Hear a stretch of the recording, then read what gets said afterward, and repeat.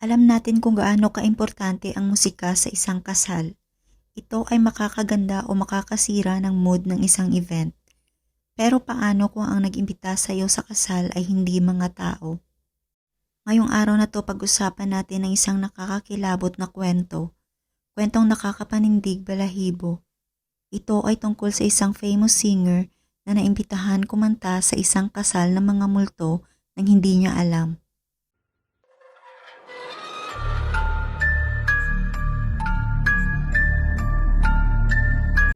Si Nura Rabi Ismail Ali ay ipinanganak noong 1950 at pumanaw noong May 7, 2016.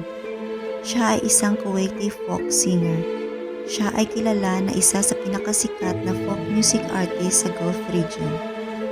Siya ay nagtapos ng political science sa Kuwait University.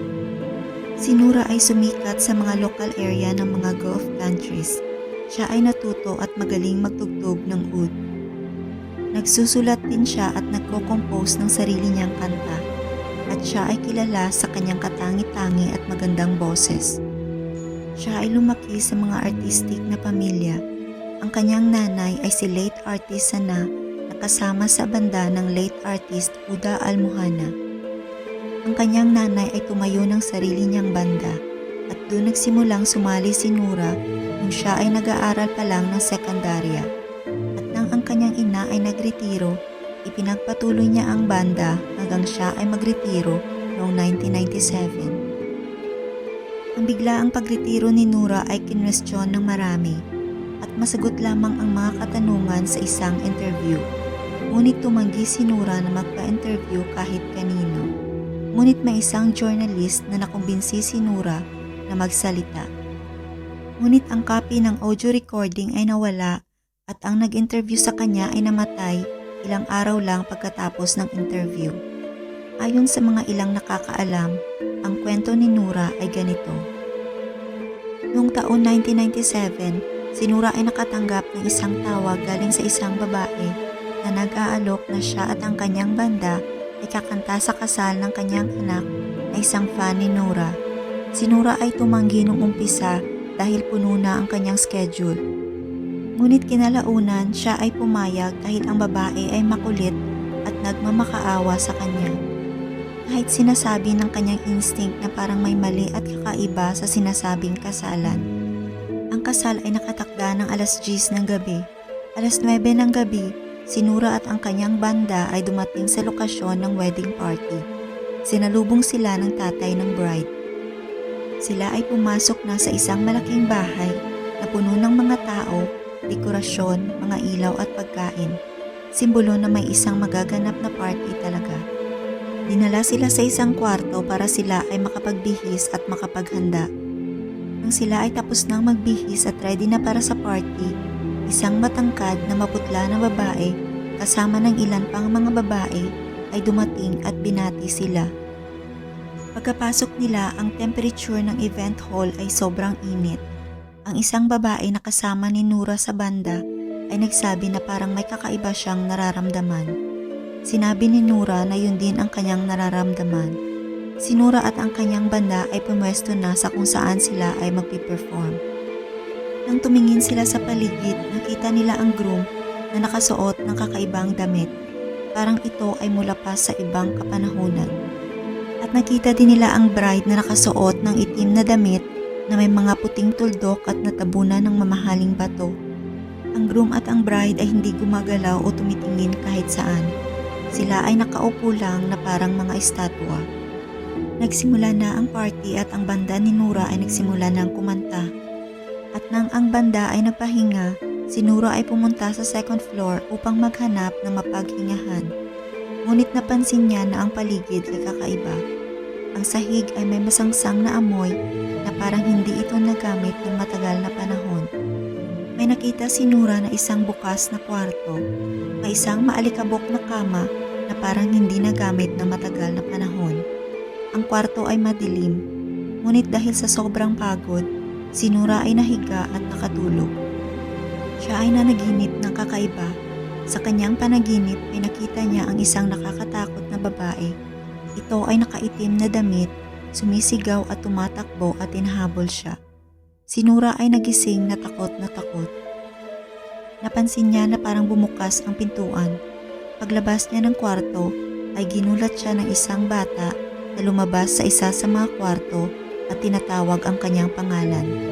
At ito ay tumatakbo papunta sa kanya. Ngunit tumigil ito at umakyat sa third floor. Bigla siyang nagtaka kaya sinundan niya ang bata, ngunit pagdating niya ng third floor ay biglang nawala ang bata. Ito ay kanyang hinanap. Hindi niya makita ngunit naririnig niya ang tawa nito. Sinundan niya ang tunog ng tawa ng bata. Nang malapit na siya sa bata, ito ay tumakbo at pumasok sa isang kwarto. Tinangka niyang buksan ang kwarto ngunit iyon ay nakalak. Siya ay kumatok ngunit walang sumasagot kaya nagdesisyon siyang bumalik na lang sa first floor at hanapin ang kanyang mga kasama. Nang siya ay paalis na, naramdaman niya na parang may humihila sa kanyang mga paa. Tinangka niyang tumakbo ngunit hindi niya magawa. Parang may humahawak sa kanyang mga paa at bumubulong sa kanya ng "I love your voice." Pagkatapos makipaglaban, nakaalis si Nura sa humahawak sa kanyang paa. Tumakbo si Nura paalis sa lugar na iyon. Ngunit may mga sigaw siyang naririnig. Ang isa ay nagsasabi na huwag siyang matakot at marami pa na hindi niya maintindihan. Tumakbo si Nura pabalik sa kanyang mga kasama. Nakita niya ang isa niyang kasama na umiiyak sa takot at sinasabi na may nakikita siyang mga mukha sa dingding. At ang isa ay sinasabi na parang may humihinga malapit sa kanyang ulo. Pagkalipas ng ilang sandali, may isang lalaki na lumapit sa kanila at sinisigawan sila na huwag silang umakyat sa second floor.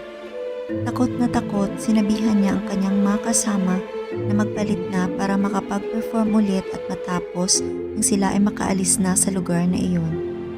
Nagsimula ulit silang mag-perform nang biglang ang mga tao sa hall ay nagsisimulang kumanta at sumayaw na halos ang mga damit nila ay lumipad-lipad at lumalabas ang kanilang malabuhok at mukhang paa ng kambing. At ang paligid ay kakaiba. May isang babae na hinihila niya ang kanyang sariling buhok at tinatapon ang mga ito sa sahig. Sa kabilang banda, makikita mo ang mga pagkain na luto na. Ngunit ayon kay Nura, lahat ng mga pagkain ay puro karne. At parang napapansin ni Nura na lahat ng pagkain na yon ay puro bituka na niluto sa iba't ibang paraan. At biglang may nakakakilabot na nangyari. Lahat sila ay lumabas at nagtipon-tipon doon at nagsimula silang magsalita ng salitang hindi maintindihan at ang kanilang dami ay dumoble at nag-iba ang kanilang mga mukha. Ayon kay Nura, silang lahat ay parang naging estatwa ngunit nakakatakot ang mga mukha at biglang tumahimik ang paligid at ang mga ilaw ay nagsimulang mamatay. Ang lugar ay biglang tumilim. Nang makita iyon ng kanyang mga kasama, nagsitakbuhan sila palabas at matagumpay silang nakalabas sa nakakatakot na bahay bago pa may masamang mangyari sa kanila. Nang sila ay makalabas na ng bahay, nakasalubong nila ang isang lalaki na nagsasabi na ang bahay ay matagal nang abandonado. Ngunit, minsan ay nakikita ng mga taong dumadaan na ang bahay ay puno ng ilaw at minsan ito ay nakikitang madilim din. Ikinwento nila ang kanilang naranasan sa loob ng bahay na iyon. At naikwento din ng lalaki na ang dating pamilyang nakatira sa bahay na iyon ay mahilig sa musika at gumanap ng isang salo-salo. Ngunit ang buong mag-anak ay biglang naglaho at walang nakakaalam ng totoong nangyari sa mga ito. Ayon pa sa mga kwento, baka ang buong pamilya ay umalis at ng ibang bansa para doon na manirahan. Ngunit marami ang nagtaka kung bakit iniwan nila ang napakalaking bahay at halos kumpleto pa ng gamit. At walang ni isang kapitbahay ang nakakita man lang sa kanilang pag-alis. Pagkatapos na nakakakilabot na gabing iyon, si Nura at ang kanyang kabanda ay nagdesisyong magretiro at isa-isa silang naglaho. Wala ni isa sa kanila ang nagkwento ng totoong dahilan ng kanilang pagretiro. Para bang sila ay natrauma sa mga pangyayari at gusto na lang nilang kalimutan ang mga nakakakilabot na karanasan ng gabing iyon. At dyan nagtatapos ang episode natin sa araw na ito. Kung mayroon kayong alam na mga totoong horror story na gusto nyong ibahagi sa ating mga manonood, mag-comment lang o mag-send ng inyong kwento sa aking email. Thank you for watching at umasa kayo na marami pang nakakakilabot na kwento sa ating susunod na mga episode.